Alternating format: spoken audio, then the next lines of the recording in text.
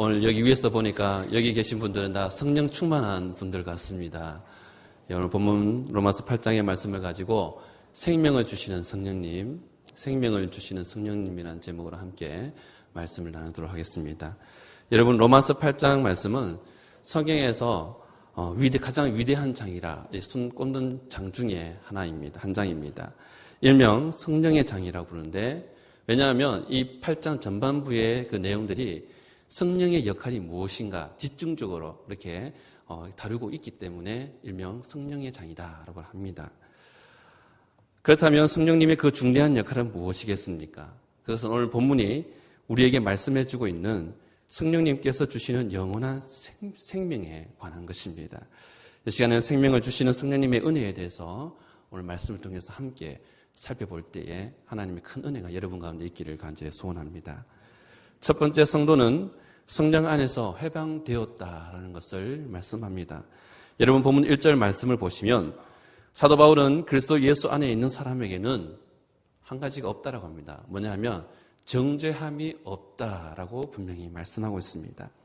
여기서 정죄라고 하는 이 말을 원어의 단어를 보니까 카타크리마라는 이 단어를 사용하는데, 이것의 본뜻은 불리한 선고라는 뜻입니다. 그러니까 정죄함이 없다라고 하는 말은 불리한 선고를 받지 않았다, 즉 유죄 판결을 받지 않았다라는 것을 의미하는 것입니다. 그럼 여러분, 어찌하여 그리스도 예수 안에 있는 사람은 정죄함을 받지 않는다라고 이렇게 말하는 것입니까? 그 이유에 대해서 오늘 2절 말씀에 잘 설명하고 있습니다.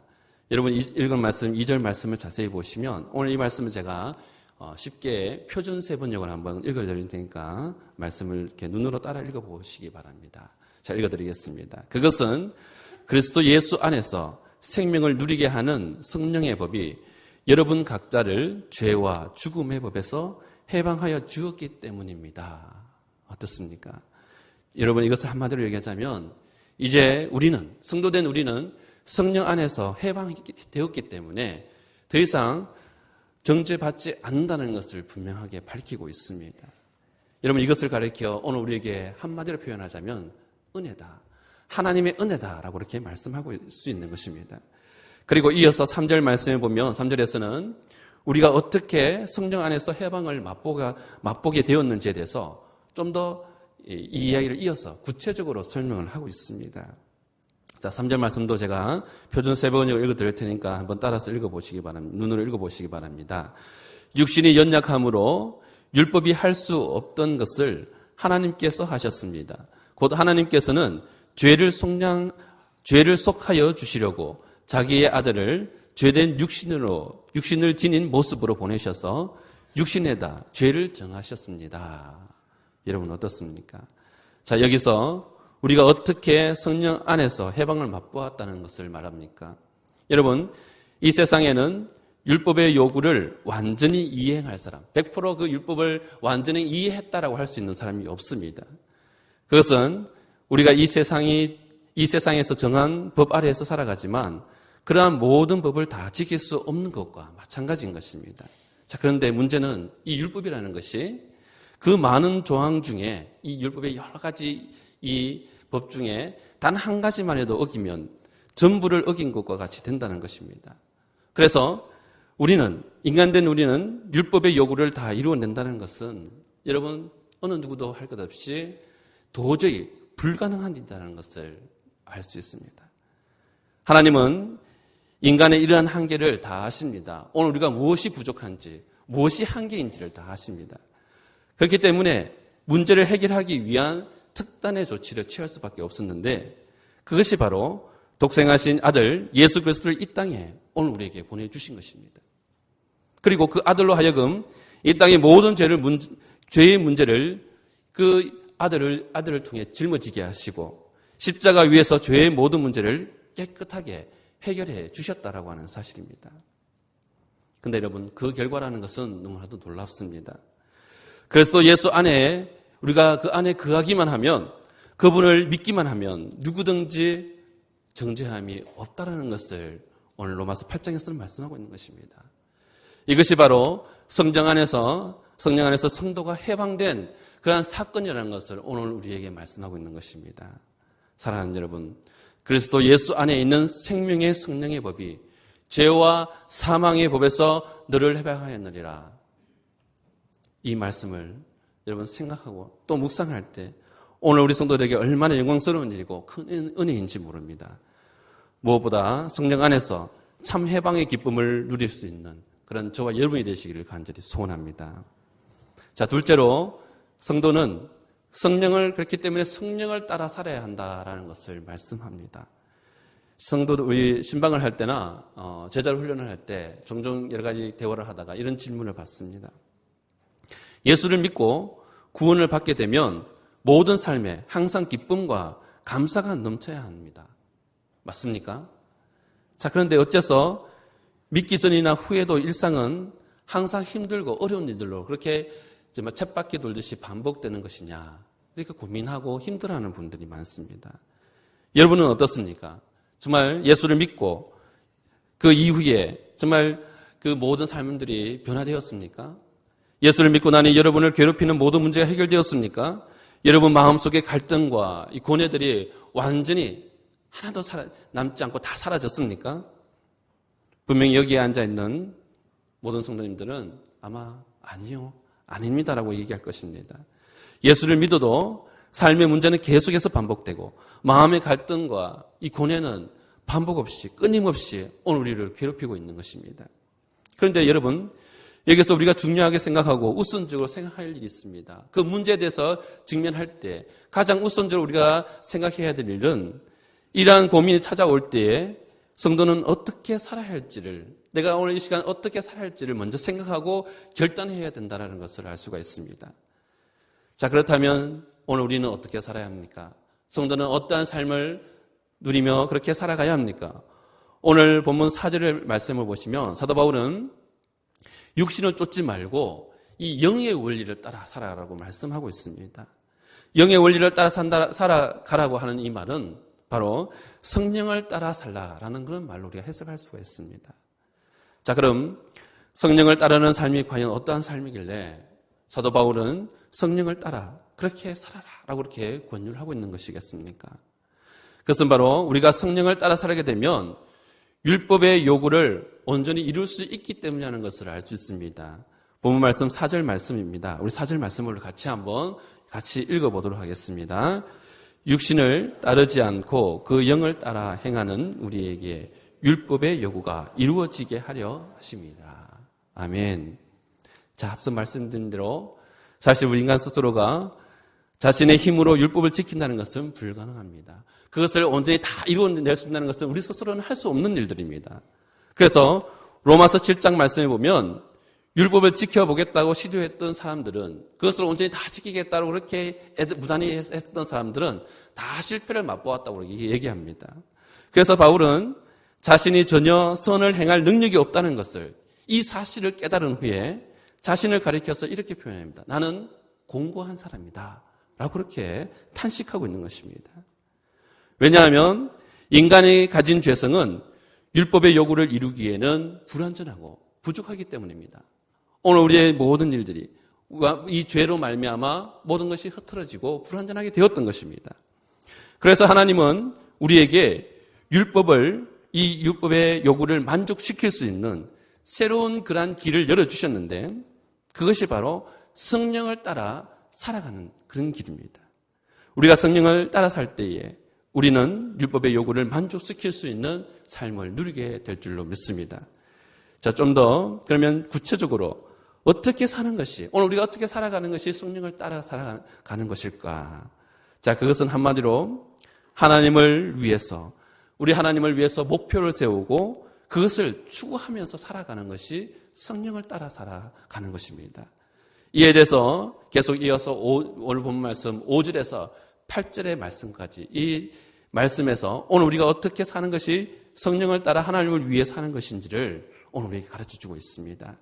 여러분, 여기에는 두 가지의 삶의 기준으로 나누어서 생각해 볼 수 있습니다. 그것은 하지 말아야 될 것과 반드시 해야 될 이 두 가지에 대해서 말씀하고 있는 것입니다. 먼저 우리가 성령을 따라 살기 위해서 먼저 하지 말아야 할 것은 육신을 따라 살지 않고 그리고 육신의 생각을 하지 않는 것입니다. 5절 말씀에 보면 육신을 따르는 자라고 했는데 그 6절 말씀에 보면 육신의 생각이라고 했는데 이 두 가지를 하지 않는 것입니다. 여러분, 육신의 일은 곧 사망이요. 결국 하나님을 기쁘게 할 수 없습니다.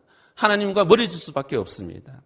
그럼 우리가 성령을 따라 살기 위해서는 육신의 지배를 받지 않는 그러한 삶을 부단히 살기를 노력해야 된다는 것입니다.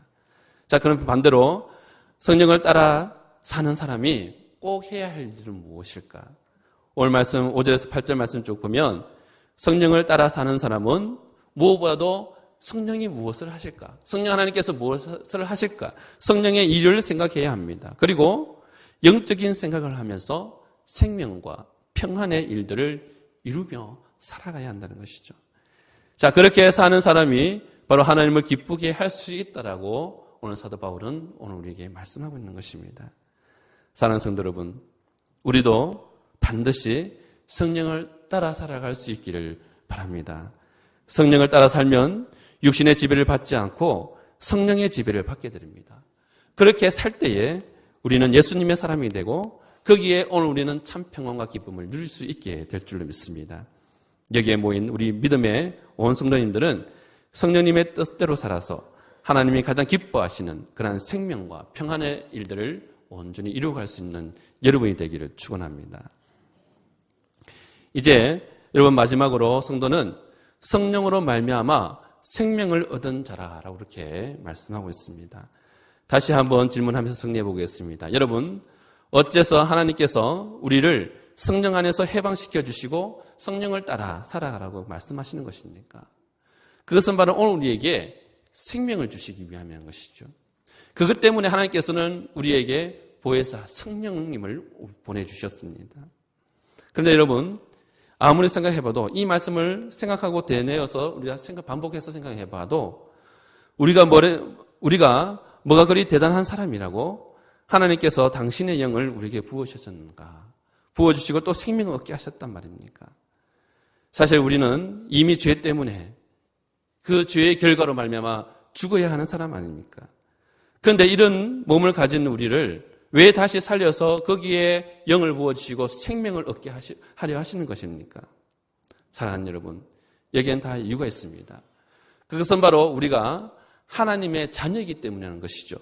요한복음 1장 12절 말씀에 영접하는 자, 곧 그 이름을 믿는 자들에게는 하나님의 자녀가 되는 권세를 주셨다라고 말씀합니다. 자, 그리고 오늘 본문 8장 1절 하였지만 16절 말씀을 한번 보겠습니다. 8장 16절 말씀을 같이 한번 읽어봅니다. 성령이 친히 우리의 영과 더불어 우리가 하나님의 자녀인 것을 증언하시나니. 아멘. 여러분 한번 생각해 보십시오. 만약 여러분의 자녀가 있습니다. 자녀가 학교에서나 사회에 나가서 맨날 사고만 치고 정말 허랑방탕한 그러한 삶을 계속 산다라면, 정말 죄만 짓고 산다라면 여러분의 마음이 어떻겠습니까? 부모로서 여러분은 어떻게 하시겠습니까? 아무리 나쁜 부모라 하더라도 그러한 자식을 그냥 방치하거나 내버려 두지 않을 것입니다. 어떤 방법을 썼든지 바로 잡고 바로 이렇게 지도하듯 키우려고 그렇게 노력을 할 것입니다. 그리고 물에 빠져 허덕대며 죽어가는 자식을 그냥 내버려 두고 가만히 지켜보는 부모 또한 없을 것입니다. 그렇습니다, 여러분. 이와 마찬가지로 하나님께서는 죄로 인해 더럽혀지고 사망에 처한 자녀된 우리를 구원해내시는데 다른 어떠한 이유가 필요하지 않았습니다. 다만 자녀라는 이 자녀됨이라는 이 명분 하나만으로도 가장 귀한 것을 희생해서라도 건져내야 할 이유가 바로 여기에 있다는 것입니다.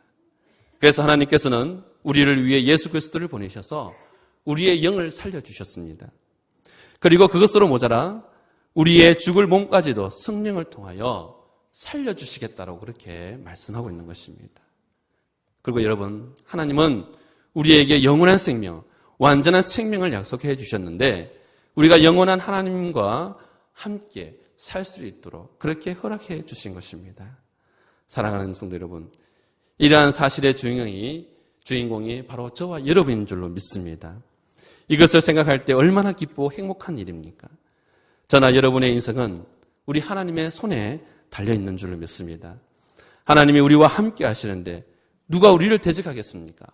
오늘 본문 35절 말씀 보시면 환난이나 공고나 박해나 기근이나 적신이나 위험이나 칼로도 이 정도 되면 그 어떤 것으로도 여러분 우리를 그리스도의 사랑에서 끊을 수 없다라는 것을 바울은 우리에게 분명하게 말씀하고 있는 것입니다. 왜냐하면 우리에게 하나님께서 우리에게 허락하신 성령님, 바로 이 영원한 생명이 우리에게 있기 때문인 것입니다. 하나님께서 전히 우리에게 말씀하십니다. 내가 너에게 영원한 생명을 주었다고 말입니다. 그 영원한 생명을 바라보며 무엇보다도 하늘을 소망하시기 바랍니다. 그럼 이 땅에서의 어려움과 고통에서도 승리하는 그런 삶을 살게 될 줄로 믿습니다. 사랑하는 성도 여러분, 이 시간은 오늘 말씀을 로마서 8장 말씀을 가지고 생명을 주시는 그런 성령님이라는 제목을 함께 말씀을 나눴습니다. 주 안에서 믿음으로 구원받은 성도는 성령 안에서 해방되었기에 무엇보다도 성령을 따라 살아야 됩니다. 그리고 성령으로 말미암아 생명을 얻은 자로서 하나님의 자녀다움, 내가 하나님의 자녀다라는 그 삶을 온전히 이루며 살아가는 것입니다. 그러므로 이제 생명을 주시는 성령님의 인도하심을 따라 오늘 여러분의 모든 삶에 있어서 늘 성령 충만한 삶을 누려가시는 여러분이 되시기를 주님의 이름으로 축원합니다. 기도드리겠습니다. 하나님 아버지 감사합니다.